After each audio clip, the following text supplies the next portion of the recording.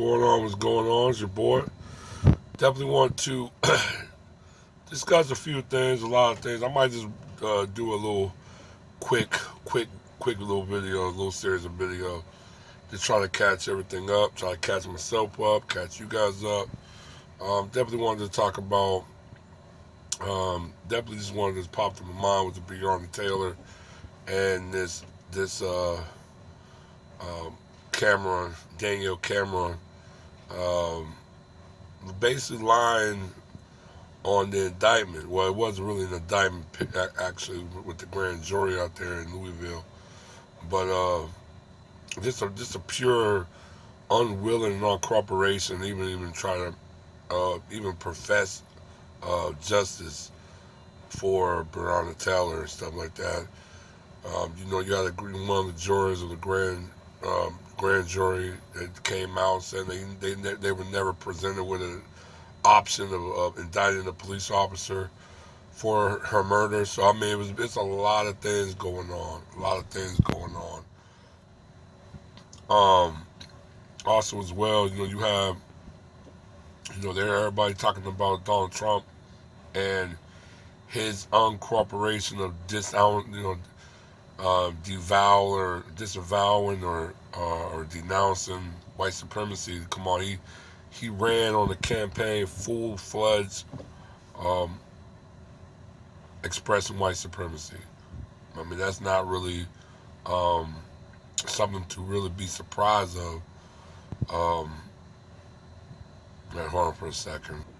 Yeah, just to just to give a little bit more of a clearance of what's going on. You're doing the debate. Just a horrible, somewhat funny, but just horrible. But then you realize that what Trump basically expressed and what he was, that's the true nature of America. When you think about it, that's the true. I mean, if you look at how he personified, that's that's that's America. That's what it is.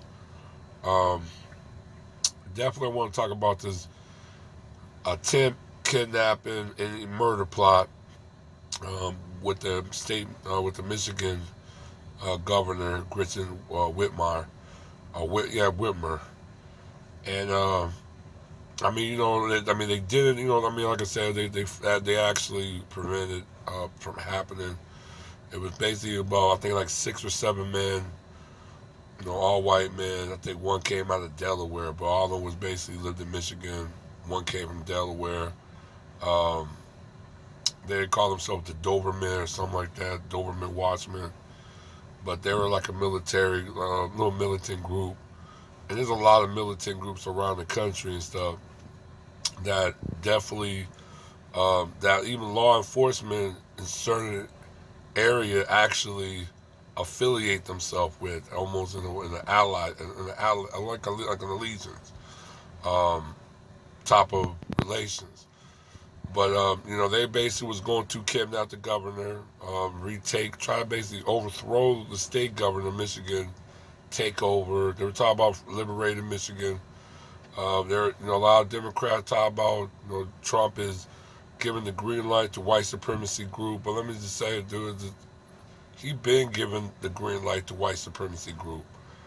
And the thing about it was nothing really did happen. A lot of these militias and whatever group were allowed to somewhat march and um, come up to some of these cities where you had a large uprisings and with their guns and everything, and nothing did happen. So you have police and law enforcement, even in certain apparatus of politicians that actually co-signed it.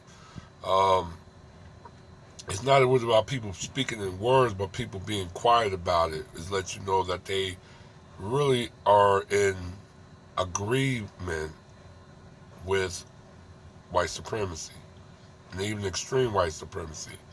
Um, like I told you, like I said, I know Trump and Wallace were trying to pressure Trump into disavowing or disowning or just basically disown or disavowing white supremacy. But the thing about it was they didn't say nothing about punishing white supremacy. So that you know that wherever they were talking is very incomplicit. It's almost like compromising. Um, but yeah, they basically trying to kidnap her, overthrow the state government, basically take over, like seize it, or start almost like a civil war ignition battle in Michigan.